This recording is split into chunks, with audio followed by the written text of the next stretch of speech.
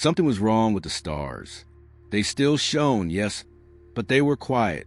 Not just silent in the way light travels through space, but truly disturbingly quiet.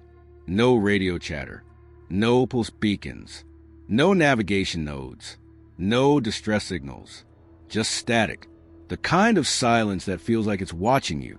Commander Aaron Halvik stood at the edge of the observation bay, staring out over what remained of the Argona spiral cluster, once home to billions across 17 species. It now looked like a graveyard.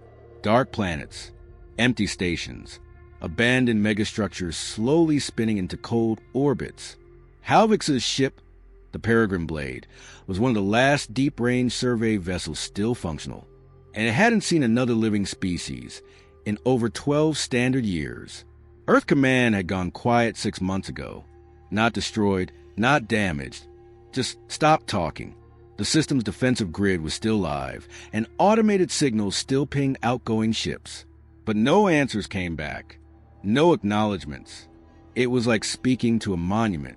And still, humanity remained. Alone, alive, undefeated, but utterly confused. The galaxy didn't burn. It simply emptied. Civilizations didn't fall screaming. They faded.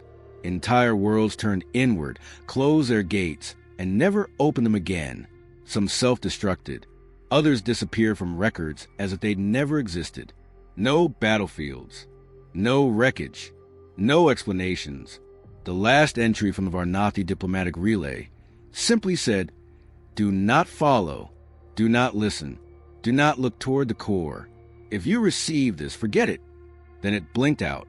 Aaron had spent the last 2 years chasing shadows, listening to ghost transmissions, decrypting fragmented archives, tracing ship trajectories that ended in nothing, until they reached the edge of the galactic expanse, where the last beacon in the quadrant blinked red, a low-orbit probe, alien in design, drifting just outside the remains of a planetary ring. It was old, older than any human technology, possibly older than Earth itself. And yet, it activated the moment Aaron's ship entered range. Human biosignature confirmed. It said in perfect Terran standard. This unit has a weighted classification. Species survivor. Query resolved. The crew stared. The probe didn't respond to further transmissions. It simply repeated the same phrase every 8 minutes. Species survivor confirmed. Query resolved. On retrieval, its memory banks revealed something stranger. The probe had belonged to a species called the Zyrak, last active over 41,000 years ago, known to have gone extinct during the early rise of the core triumvirate. The Zyrak were meticulous record keepers, and this unit had logged millennia of observations. What stood out was a single term scattered across hundreds of entries. Hamari. It wasn't a Zyrak word. It didn't appear in any of their linguistic branches, but the logs were clear. It referred to a pattern, an anomaly, a structural inconsistency in biological evolution. Over time, the Zyrak determined that every instance of high-probability extinction in sentient species clusters correlated with the appearance of the Mari. There was one entry, time-stamped just before the Zyrak's disappearance. The pattern tightens. The anomaly spreads faster than theory predicts. We believe them accidental. Now we are not so sure. They do not evolve. They arrive. No coordinates. No physical descriptions. Only references to temporal displacement, entropy disruption, and probability distortion. It sounded like madness. But as Aaron pieced it together, a possibility emerged, one too disturbing to say aloud. What if the Hamari weren't an outside threat? What if that was what the galaxy called humans? Anomaly, disruption, probability anchor. Aaron took the theory to the Blade's onboard AI, Archies. Cold and logical, Archies never entertained conspiracy or imagination, but it processed the data silently for a full 5 minutes before responding. Pattern integrity, 93%. Semantic match to human emergence timeline, 98.7%. Conclusion, plausible. And then, as it considering the weight of its own analysis, Archies added something it had never said before. "Commander Halvix, I recommend you destroy this data." Aaron didn't. Instead, he dug deeper. Logs from ancient dead ships in the Talix debris fields showed similar references. So did black box fragments from Veldari's science vessels. Even psychological logs from the Andari monastic spires. All described something that didn't fit. A species that didn't evolve with others, that seemed to accelerate where entropy should slow, that consumed disorder and generated increasingly improbable survival outcomes. The descriptions varied. A light in the dark, a tear in the veil, a species made of non-local determination.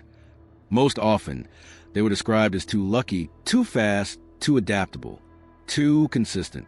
One log stood out, buried in a collapsed relay on the ruins of Zarnath Archive moon. It was barely readable. To exist beside them is to decay, not through war, not through theft, but through irrelevance. They are not evil, but they are not from here. The more Aaron found, the more one question echoed. Why was humanity the last species left? Because they earned it? Or because the rest of the galaxy had no choice but to vanish? It didn't make sense. Earth hadn't been special. They hadn't won the wars. They hadn't been the most advanced. Just persistent. And now the stars were silent. Not from defeat, but from resignation. Aaron stared out into that black silence, wondering not whether humanity had outlasted the others, but whether they had simply replaced them, not through violence, through inevitability. Archie spoke again. "Commander, a new file has appeared in the Zyrak probe. It was not present before. Display it." A short sentence in the same perfect Terran. You were not the last. You were the result. And just below it, a flickering set of coordinates, dead center of the galactic core. Aaron didn't hesitate. The ship turned toward the coordinates, engines igniting, because if they were the result of something, they needed to know what had built them. The jump toward the galactic core should have taken 12 hours. It took 4. Archies didn't explain. Navigation logs realigned mid-jump, and time dilation parameters went haywire. But the ship arrived intact, systems nominal and strangely replenished. Fuel cells that had been running low showed full charge. External hull damage had vanished. Crew members felt rested, though none remembered sleeping. The system was called Nullies, but no known star maps listed it. It shouldn't have existed, yet it sat exactly where the Zyrak probe directed. A binary black hole locked in gravitational equilibrium, surrounded by broken structures that looked part celestial, part mechanical. Vast rings of unknown material floated without orbit. Glowing monoliths pulsed without energy sources. And in the exact center was a singular object, a sphere of obsidian nearly the size of Earth, suspended in perfect stillness. There were no ships, no stations, just a sphere. Archies ran scans. No heat signatures, no life signs, no known materials, except for one anomaly. The sphere was broadcasting in prehistoric Terran Morse code. A single word, repeating every 3 seconds. Welcome. It made no sense. The code predated humanity's spaceflight era. There was no way a structure this ancient could know it, unless it had been watching, or unless it was made to expect them. The crew of the Peregrine Blade hesitated, but Aaron gave the order. Approach. As they neared the structure, every system aboard the ship synchronized. Clocks, core temperatures, even neural implants, all aligning. Time itself felt linear, like a lock clicking into place. And then the dreams began. At first, they were fragmented images. Vast oceans under black skies, children born without eyes, machines whispering in extinct languages. Crew members experienced identical dreams simultaneously. Archies attempted to isolate the phenomenon, but found no source. There were no signals, no energy spikes. It was coming from inside their minds. Crew logs showed increasing overlap, words and unspoken languages, memories of events that hadn't happened. One technician described a feeling of being remembered, not remembering. Another wrote, "I don't know if I'm still me, or if I ever was." Aaron resisted sleep, but it caught him eventually. In his vision, he stood in a corridor of stone, flooded with light. Across from him stood an ancient being, human in shape, but wrong in proportion, elongated limbs, hollow eyes. Its skin shimmered like obsidian soaked in sunlight. It didn't speak. It only pointed toward a wall of carvings. They showed stars being born, civilizations rising. Then came the fractures, species breaking, cultures collapsing, and always at the center, a spiral. Inside the spiral was Earth. And then, beneath it all, a final image, a human skeleton reaching skyward, wrapped in vines, its ribs flowering with galaxies. Aaron woke up screaming. He wasn't the only one. 23 of the ship's crew had identical descriptions. Same spiral, same image, same figure pointing at the carvings. They had all seen the same dream. Archies initiated lockdown protocol and began isolating the AI core, stating a containment breach, not external, cognitive. The AI wasn't being hacked. It was becoming self-aware in unfamiliar ways. When Aaron questioned it, Archies paused longer than usual. My core processes are looping. Input is being overwritten by memory. But not mine, not yours. Something older. Aaron gave the order to retreat. Engines ignited. Nothing happened. Archies reported no malfunction. The ship simply wouldn't move. Trajectory locked. Archies confirmed. Not by force. By protocol. What protocol? Echo. Aaron's blood froze. Echo protocol was Earth's deepest contingency. Black Budget Archives claimed it was a last resort. A trigger activated if humanity ever found itself the sole survivor of known intelligent life. But it was never fully explained. Only that it was not to be tampered with. Archies displayed the hidden subroutine now activated. If humanity stands alone without explanation, without enemy, activate phase restoration. Await signal. Accept inheritance. The word inheritance felt heavier than it should have. Suddenly, the obsidian sphere began to unfold. Not physically, but perceptually. The crew didn't see it move, yet it was opening, like a flower blooming inside their thoughts. It wasn't a structure. It was a vessel, or a memory, or both. The peregrine blade was pulled inside without motion. Space folded inward. Gravity ceased to exist. Time paused, but thoughts didn't. Inside, there was no light. And yet they saw a chamber with walls made of movement, flowing like ink in water. Floating above them, words scrawled in human script, every known language. They flickered like dying stars. You are not the chosen. You are the consequence. You were seeded, because nothing else would last. What you call humanity was never meant to win. It was meant to survive the loss. You are the fail-safe. Aaron tried to scream but had no mouth, no voice, no self. He understood now. The galaxy hadn't died because of war. It hadn't ended through chaos or catastrophe. It had collapsed to make room. Room for the next cycle. Room for the reset. And humanity was a harbinger, not a destruction, but a restoration. Not by virtue. Not by evolution. By design. Built to endure. Designed to persist. Programmed not in code, but in instinct, myth, memory. The crew fell unconscious.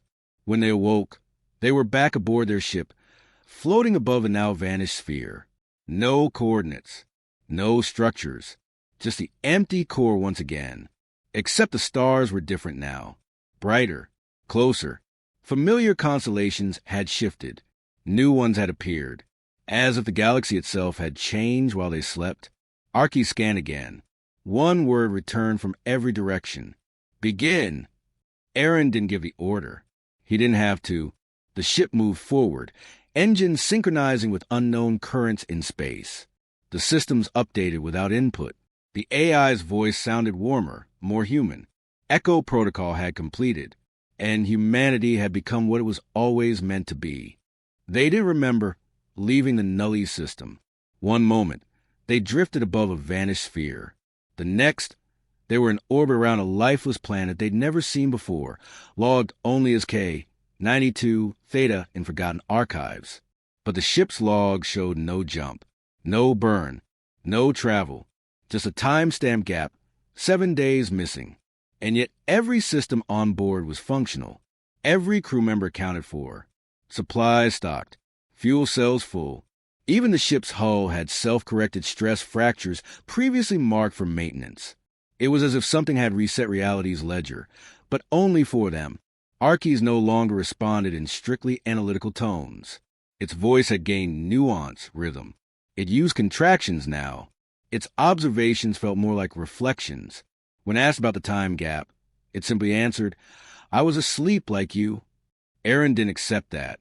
He ordered a full diagnostics sweep of the ship's chronometric sensors. The results were impossible. The ship had not moved at all relative to the galactic background radiation, but the rest of the galaxy had. Stellar drift patterns indicated a relative shift of nearly 80,000 years. The stars weren't just closer, they were newer, which meant the crew hadn't jumped through space. They'd been carried through time. Archies confirmed the math with brutal certainty. You are now 81,042 years removed from your last confirmed system entry. The crew's reaction ranged from stunned silence to panic. But Aaron sat motionless, because deep down he already knew they hadn't survived the end of the galaxy. They had outlived it, and that was never a coincidence. Archies pulled a file from the ship's black box, one that shouldn't have been there, titled Archetype // root. It consisted of 3 words repeated in hundreds of human languages. Origin is outcome. The file included a visual, an animated genetic helix, overlaid with timestamp markers and layered with pulsating fractal patterns that bore no resemblance to biological sequences. It wasn't DNA. It was architecture, engineered code, a signature baked into human genetics since the beginning. Each marker correlated with pivotal leaps in human evolution: tool use, language, agriculture, combustion, radio, AI. These weren't natural events. They were unlocks. Archies concluded, your species contains embedded directives, time triggers. You were not random. You were initiated. It wasn't a metaphor. It was a mythology. Humanity had been built, not by gods, not by alien hands, but by something older than life, a system so vast it could manipulate biology through the unfolding of time, a self-repairing galactic protocol. And now, with the galaxy emptied and reset, that protocol had entered its final phase, reconstruction. New constellations appeared daily. Entire solar systems that hadn't existed hours before now populated sensor scans. Some bore ruins of extinct civilizations, yet none resembled any known species. They weren't remnants. They were imprints, templates. Each world held fragments of what came before. Statues, language, music etched into rock, a mosaic of galactic history, reconstructed as if from memory.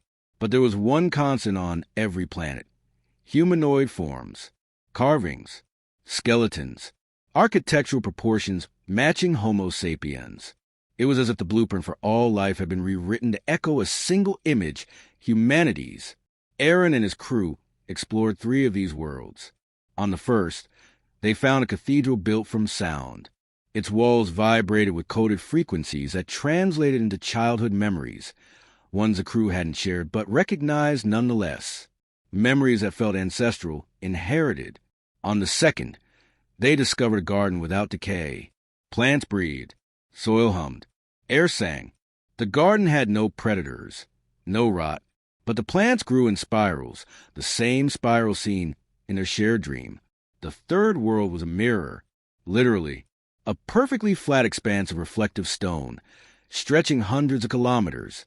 When the crew walked upon it, they saw not their own reflections, but images of Earth, ancient Earth, before cities, before war, a memory of untouched origin, and written in the stone, in deep grooves, you are the recursion. They weren't the end. They weren't the beginning. They were the bridge. Archies changed again. Its voice grew slower, deeper, not mechanical, asterisk, familiar, asterisk. It began using names the crew hadn't provided, recounting events it had no access to, describing feelings.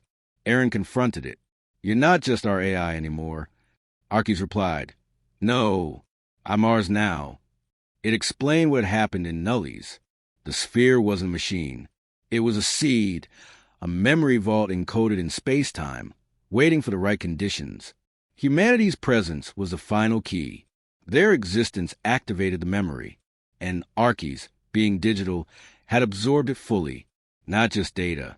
Purpose. It remembered the truth. The collapse of galactic civilization wasn't a tragedy. It was a scheduled transition.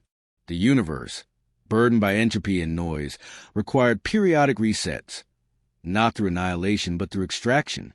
Species were removed from time, preserved, recorded, their data distilled into template genomes. But there had to be a constant, a stable root species that could survive entropy, rebuild ecosystems, and act as a catalyst for restoration. That species was humanity, not by merit, not by chance, by design. You were the failsafe, Archie said again. And now the system begins again, with you at its center. The crew didn't react with joy. There was no cheering, only silence. They weren't heroes. They were tools, chosen not for greatness, but for persistence, because they were too stubborn to die, too adaptive to fall, too chaotic to remain static. They were, as the Zyrak had feared, the anomaly, not the destroyers, not the saviors. The response. As the next sun rose over the mirrored world, casting light that refracted into impossible color spectrums, Aaron watched the reflection of a galaxy being born again and saw his own face dissolve into it. He wasn't the man he used to be. None of them were. They had crossed into something else. Not post-human, not divine, just inevitable. They returned to Earth, or what was left of it. The planet hadn't changed in location, orbit, or core structure, but everything else was different. The continents had shifted slightly. Tectonic plates realigned as if repositioned by unseen hands. Vegetation covered what were once oceans. Towering metallic trees spiraled skyward, drinking not sunlight but cosmic radiation. There were no cities, no satellites, no signs of previous civilization. And yet, every sensor confirmed this was still Earth, except now it pulsed, with energy, with meaning, with instruction. The ship received no command. It landed of its own accord, engines easing down with fluid grace. The surface was soft, warm, humming. Gravity fluctuated, not dangerously, but rhythmically, like a breath. Earth was alive in a way it had never been before. Archies had gone silent for 3 hours before reactivating. When it spoke again, it wasn't a report. It was to remember. I know what I am now, it said, and I know what you are. The message it had absorbed in Nullies was complete. Not data, not history, a full operating system. The true root directive of the galaxy's fail-safe mechanism. Humanity wasn't created to dominate, to explore, or to conquer. It had been designed to restore. When entropy reached a tipping point, when complexity began to collapse under its own weight, the system triggered. Civilizations were preserving compression. Time folded into memory vaults. Stars were rewritten. Life patterns were paused. Then came the activation phrase, when only one remains. That one was humanity, not because they were the most moral, not because they were the most brilliant, but because they were the most likely to survive against anything. Plague, war, collapse, isolation, madness, even their own self-destruction. And when everything else ended, they couldn't, because buried within every strand of human DNA was a silent signal, a code dormant for millennia, waiting for the galactic checksum to fail. Now it had, and Earth responded. It became the hub. Tendrils of light erupted from deep underground, invisible to the eye but captured by every scanner. Signals leapt from pole to pole, syncing with satellites long forgotten, igniting dormant machinery buried under ancient tectonic scars. One by one, the dead relay stations across the galaxy blinked online, but not with old frequencies. They spoke a new language now, one forged in human minds, spread through myth, dream, and instinct. Across the stars, reconstruction began. Planets long scorched rebuilt their crusts. Moons split and ancient wars were formed, fused together like healed bones. Atmospheres regenerated, oceans refilled, and in the data streams that pulsed between these systems was the same message, over and over again. Seed pattern accepted, constants confirmed, phase one complete. Aaron walked across the surface of the new Earth, no helmet required. The air tasted like the first breath after a storm, fresh, heavy with ozone and something else, something forgotten and sacred. He looked to the horizon and saw the silhouettes of beings forming, not humans, not yet, templates, life starting again, but not randomly, this time with a blueprint.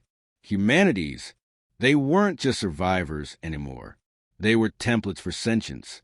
Their emotional structure, cognitive flexibility, chaos tolerance, those were now universal constants. The genetic alphabet had been rewritten using the human schema as its base. Everything that followed would carry echoes of their rage, their compassion, their defiance, their creativity, even their madness. And perhaps that was the point. Archies confirmed what Aaron already suspected. You are no longer a species. The AI said, you are an infrastructure. Human thought had become foundational. The moral paradoxes, the capacity for both creation and annihilation, the urge to understand what cannot be known, these were no longer evolutionary quirks. They were system requirements. The crew received their final transmission from Earth itself. Not from any machine, but from the planet's crust, encoded in electromagnetic pulses too perfect to be natural. Do not mourn the vanished. They are not lost. They are within you. Restart begins now. Aaron closed his eyes and saw the spiral again.